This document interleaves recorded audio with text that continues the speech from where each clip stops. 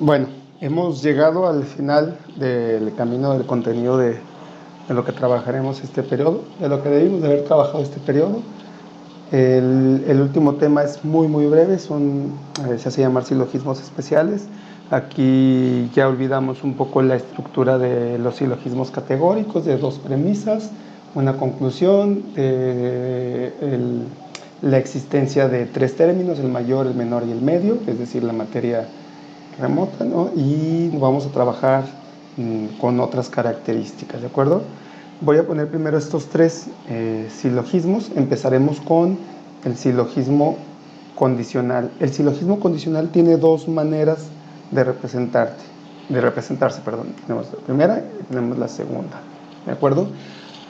El silogismo condicional tiene como característica como característica principal que la premisa mayor es precisamente una condición, es decir, es un tipo de juicio hipotético.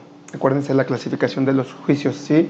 Es una relación causa y efecto. Si sucede A, entonces sucede B, ¿de acuerdo? En el primer ejemplo, el que tenemos aquí señalado, de si el universo es contingente, debe existir un ser necesario, es un tipo de condicional llamado modus ponens. ¿Sí? Después, cuando sea en vivo, ahí les escribo el nombre, y si no lo pueden ir buscando tal cual como suena, modus ponens, donde tenemos una estructura de P, entonces Q. Si sucede P, que es el universo es contingente, luego entonces sucede Q, es decir, que existe un ser necesario. La premisa número 2 de mi silogismo condicional modus ponens es siempre la reafirmación de mi antecedente. En este caso, el antecedente es universo contingente y aparece como premisa número 2, teniendo como conclusión necesariamente el consecuente de mi premisa mayor. ¿De acuerdo? Lo voy a decir todo de manera corrida. Si sucede que el universo es contingente, y lo es, todos sabemos que el universo es contingente, es decir, no es homogéneo, debe de existir entonces un ser necesario. De acuerdo a premisa número 1. Sabemos que en la premisa número 2 que el universo es contingente, ¿de acuerdo? Que cambia. Por lo tanto, debemos llegar a la conclusión de que debiera existir entonces un ser necesario. Voy a poner otro ejemplo de un condicional que ya he utilizado en otros momentos. Partamos de uno de los que ya hemos revisado. Si estudio, luego entonces aprobaré. Sucede que es mi premisa 1. Para mi premisa 2, pruebas que has estudiado. Luego entonces puedes afirmar que aprobarás. Un ejemplo más que en este caso no acepta ninguna duda. Si sucede que el coronavirus no se expande más, luego entonces regresará todo a la normalidad. Tenemos enseguida que el coronavirus ya no se expande, por lo tanto todo regresa a su normalidad. Uno último, si la lámpara enciende, luego entonces hay luz. La lámpara encendió, luego entonces hay luz, ¿no? El ejemplo que tenemos del lado derecho es un modus tollens, un silogismo condicional modus tollens, con doble L, tollens. En este caso tenemos igual, la premisa mayor es una condicional, pero la característica de la premisa menor es que niega el consecuente de mi premisa mayor. Y al negar el consecuente de la premisa mayor, puedo entonces negar el antecedente de esa premisa. Por ejemplo, si la pluma escribe, es que tiene tinta. Esta pluma no tiene tinta. Y si no tiene tinta, luego entonces no escribe. No hay una pluma que ante la ausencia de tinta pueda escribir. ¿De acuerdo? El silogismo disyuntivo sencillo también consta de dos premisas, donde la característica de mi premisa mayor es que estamos ante un juicio disyuntivo. ¿De acuerdo? El ejemplo que pone ahí, esta proposición, es decir, la que estamos haciendo referencia, ¿es afirmativa o negativa? Nos dice que no puede ser negativa, y si no es negativa se suprime esto y me queda que entonces es afirmativa. ¿De acuerdo? Otro ejemplo, o apruebo lógica o apruebo matemáticas. No aprobé matemáticas, por lo tanto, aprobé lógica. Otro ejemplo, o me caso con mi novia actual o me caso con otra persona. Me caso con mi novia actual, por lo tanto, no me caso con la otra persona. ¿De acuerdo? El disyuntivo puede ser, la conclusión puede ser afirmativa o negativa según sea el caso. Si, por ejemplo, tengo mi premisa mayor, que dijimos es una disyunción, ofreces dos opciones, y si en la premisa menor, en la premisa número 2, afirmas, tu conclusión debe de ser negativa. Si en tu premisa número 2 niegas, tu conclusión es afirmativa. El silogismo dilema te ofrece, tiene como punto de partida, su premisa mayor es una disyunción, y esa disyunción, esas posibilidades siempre te llevan al mismo resultado, ¿no? Por ejemplo, dice, la Biblioteca de Alejandría o contiene lo mismo que el Corán o no lo contiene. El Corán, si quieren, sustituyan la palabra y pongan la palabra Biblia, ¿no? Es decir, hablamos del libro sagrado. Es decir, que la biblioteca más famosa de todos los tiempos o contiene lo mismo que tiene el Corán o no lo contiene. Es decir, o contiene menos o contiene más. ¿De acuerdo? Vamos a la premisa 2. En la premisa 2 vamos a partir de la idea de que contiene lo mismo. Si contiene lo mismo, debe de ser quemada. ¿Por qué debe de ser quemada? Porque es inútil. ¿Para qué queremos una cosa que ya está contenida en un libro sagrado? Recuerden que, por ejemplo, para los religiosos el libro sagrado es lo más importante, ¿no? Si contiene lo mismo, ¿para qué queremos más información? ¿De acuerdo? Piensa tú que tienes 100 libros en físico y que tienes una computadora donde también tienes 100 libros. ¿Para qué quieres abarcar lo que abarcan 100 libros en físico si los tienes en una computadora o en una tablet o en un celular, que es más cómodo y hasta los puedes trasladar los 100 libros en un momento, ¿no? Siguiendo con el ejemplo, si no contiene lo mismo, también hay que quemarla. ¿Por qué hay que quemarla? Por impía. ¿Qué es impío? Es decir, que transgrede las normas, en este caso, religiosas, ¿de acuerdo? Es decir, es algo que está en contra de o profana lo religioso.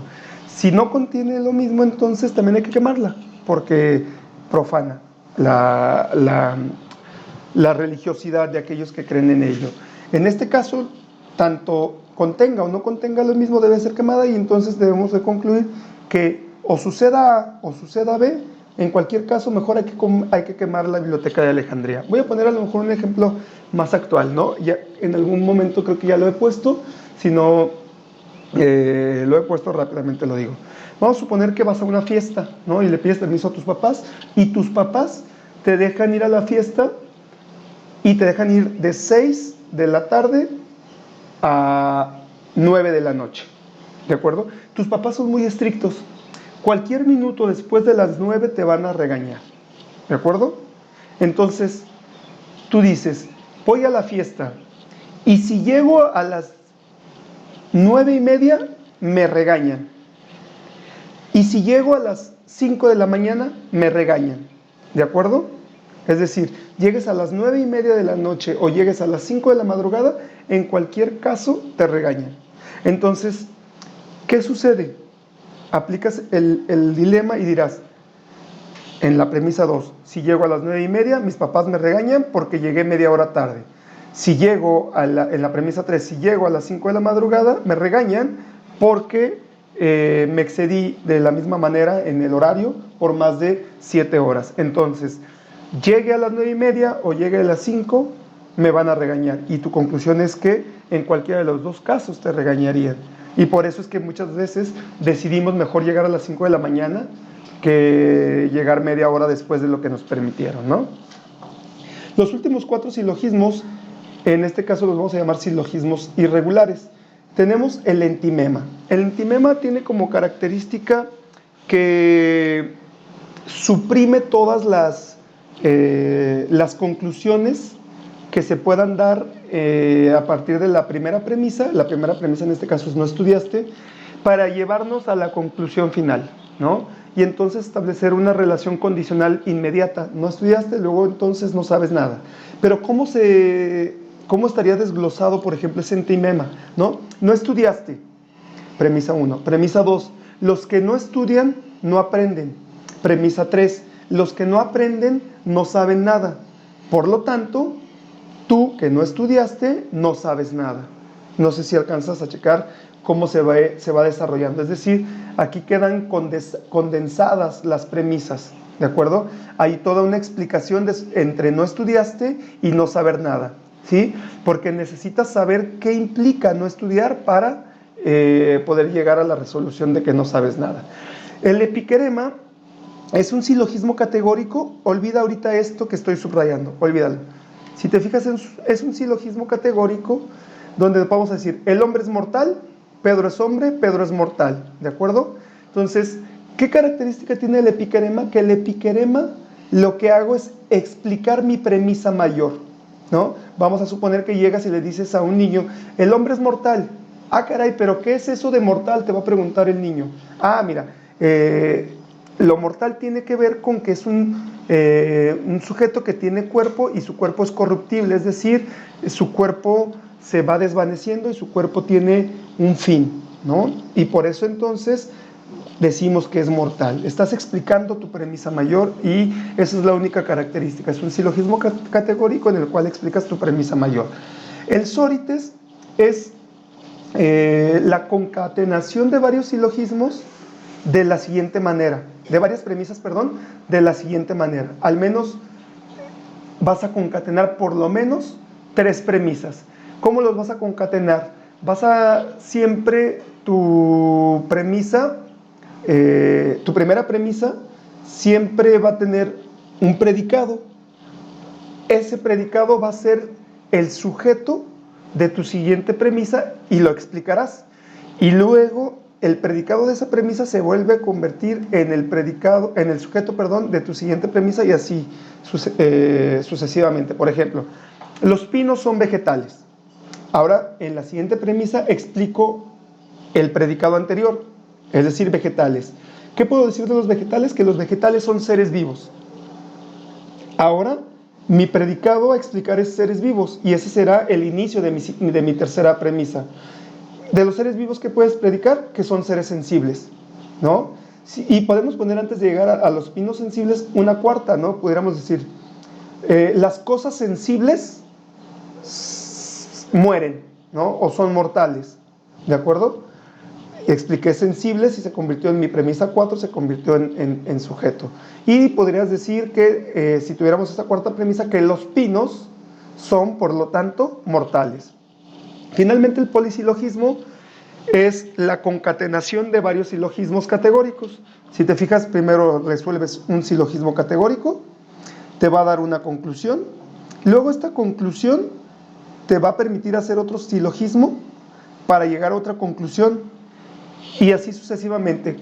¿Cuál es la característica del polisilogismo? Que puedas unir 2 o más silogismos categóricos en tanto que tengan términos que compartan en común. Básicamente esa es la explicación de los silogismos especiales y por último se te pide que hagas como actividad la actividad 35 en donde realices 2 ejemplos de cada uno de ellos. Bueno, hasta acá la explicación del periodo. Espero que estés atento al en vivo que voy a hacer por salón para la próxima semana. Presta atención a las fechas y gracias por todo. Entiendo que vas a tener bastantes dudas. Te pido que por favor las anotes para que cuando lleguemos a la transmisión en vivo puedas resolverlas. Chao.